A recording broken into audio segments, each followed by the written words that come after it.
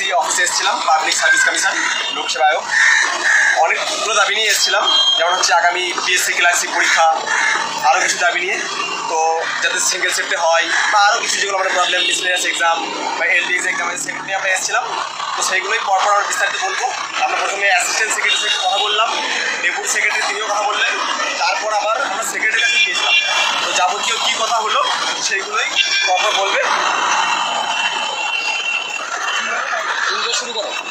আমি নমস্কার, আমরা আজকে সেক্রেটারি স্যারের সাথে দেখা করতে এসেছিলাম। প্রথমে সেক্রেটারি স্যার মিটিং করছিলেন, তখন অ্যাসিস্ট্যান্ট সেক্রেটারি স্যার এবং ডেপুটি সেক্রেটারি স্যার সব কথা বললেন। পরে সেক্রেটারি স্যার আমাদের সাথে কথা বলেছেন। প্রথমেই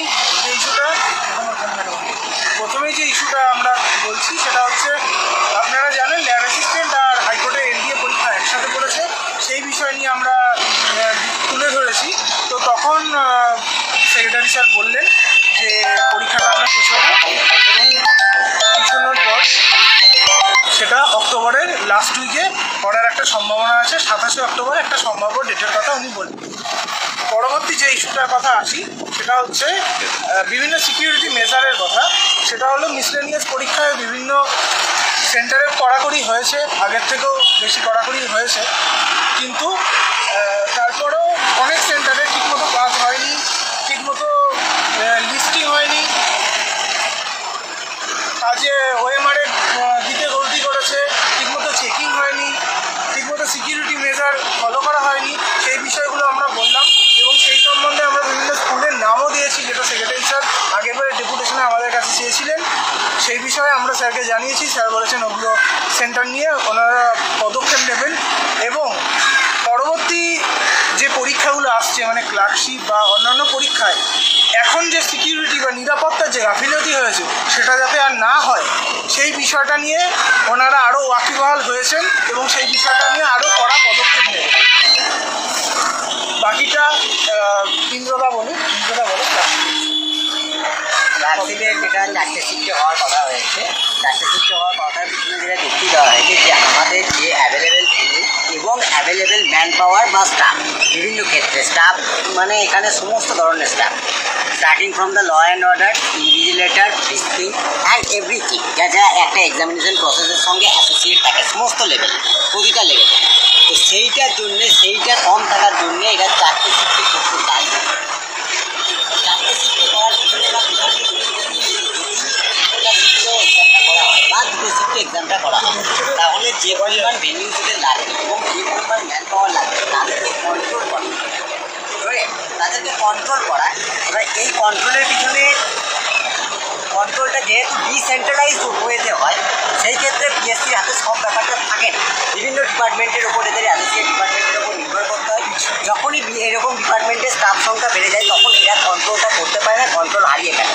তার জন্য এরা চাইছে মুষ্টিমেয় কিছু ভেন্যুর মধ্যে পরীক্ষা নিতে, যেগুলো এদের নাকি চেনা জানা থাকবে এবং তাদের উপর এনারা ঠিকঠাকভাবে কন্ট্রোল এক্সারসাইজ করতে পারে, ট্র্যাক করতে পারবে, সমস্ত প্রবলেমগুলোকে ট্র্যাক করতে পারবে। সেই জন্য এরা 4টে শিফটে নিতে চাইছে। এবং পূর্ববর্তী ক্ষেত্রে পুলিশে যেমন আমরা দেখেছিলাম 6টা শিফটের প্রশ্নপত্র বিলি থেকে শুরু করে সমস্ত পদ্ধতিতে, এইবার কিন্তু অনেক রকম পদ্ধতিতে বদল আনা হচ্ছে। তার কিছু কিছু উদাহরণ আমরা পেয়েছি ওখানে এবং বলাও আমাদেরকে হয়েছে ডিটেলসে, কিন্তু সেগুলো অফিসিয়াল সিক্রেট পারপাসে আমরা এখানে ডিসকাস করতে পারছি না। এটা গেল ক্লার্কশিপের ব্যাপার। এছাড়া ক্লার্কশিপের নর্মালাইজেশন নিয়ে আমরা বলেছিলাম যে 4টে শিফটের কোশ্চেনের মানে যে ভেরিয়েশন আছে সেটাই। তো তার উত্তরে ওনারা আমাদের জানিয়েছেন কনস্টিটিউশনাল বডির ক্ষেত্রে সমস্ত জিনিস চাইলে এরা করতে পারে। আমরা এসএসসির ক্ষেত্রে বা অন্যান্য যে ভোটগুলোর ক্ষেত্রে দেখি সেগুলো কিন্তু কনস্টিটিউশনাল বডি নয়।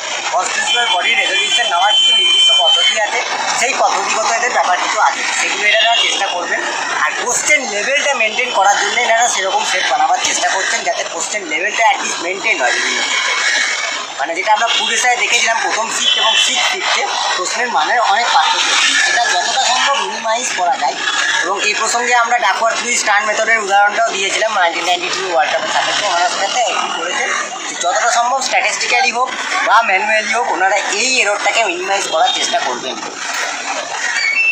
আরও কিছু ইস্যু যেগুলো আমরা দেখিয়েছি ওনাদের কাছে, আপনারা ডেপুটেশন কপিটা একবার দেখে নিন। যে ডেপুটেশন কপি আমাদের,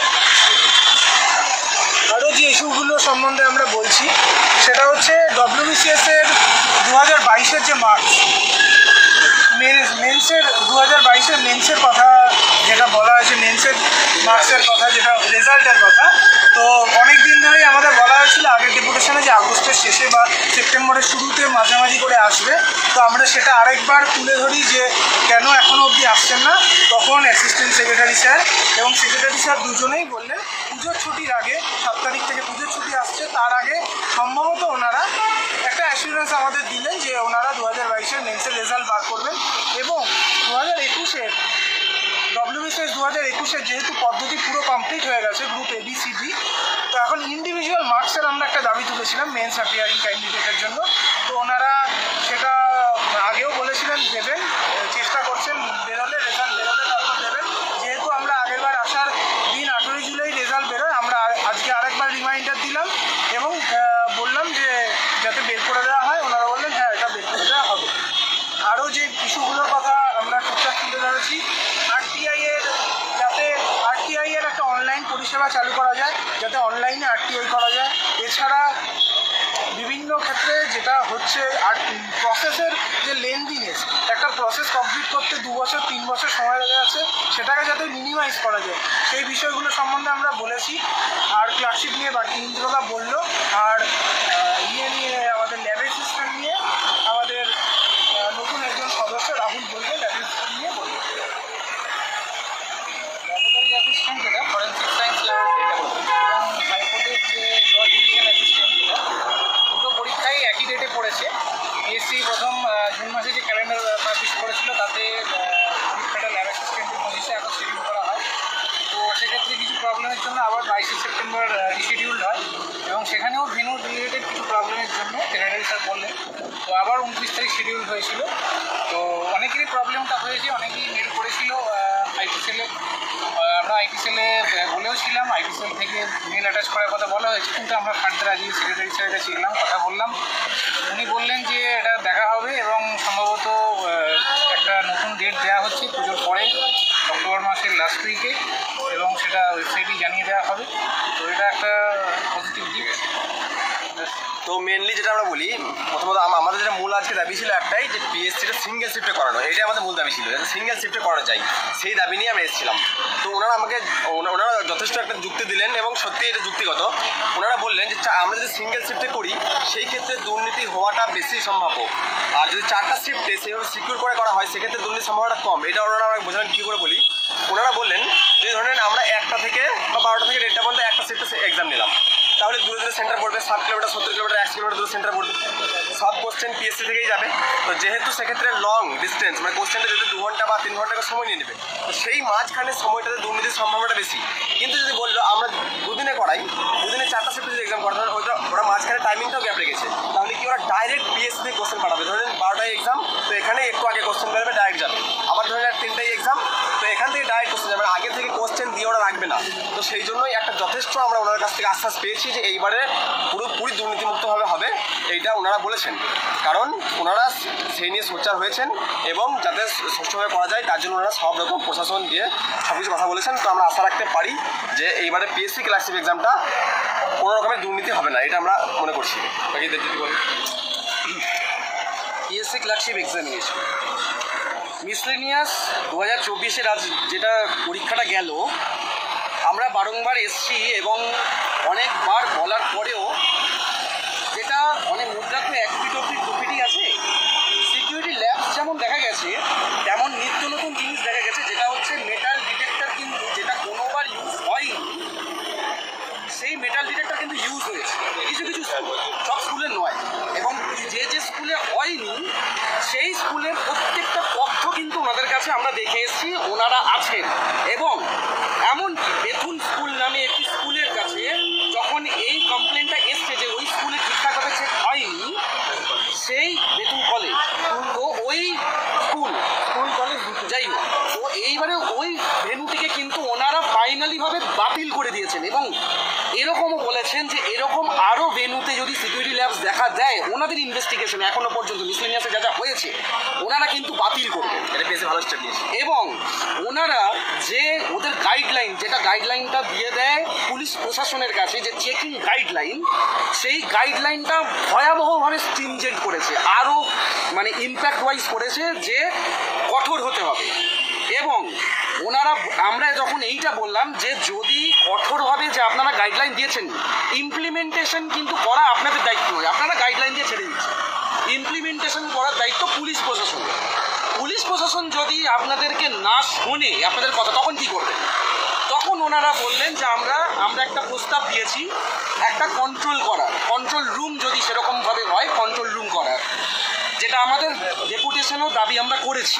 ওনারা এইটাকে খুব ভালোভাবে গৃহীত করেছেন এবং এটা একটি অনন্য চিন্তাভাবনা চলে আসছে যে এমার্জেন্সি বেসিসে আপনি যদি দেখেন যে কোনো রকম কোনো ম্যাল প্র্যাকটিস হচ্ছে, আপনার কাছে একটা ফোন নাম্বার থাকতে পারে, সেখানে আপনি ফোন লাগালে ইমিডিয়েট ওই সেন্টারে দাঁড়িয়ে সেই সময় কিন্তু সেখানে সিকিউরিটি স্ট্রিনজেন্ট হয়ে যাবে, সেখানে ল এনফোর্স হবে।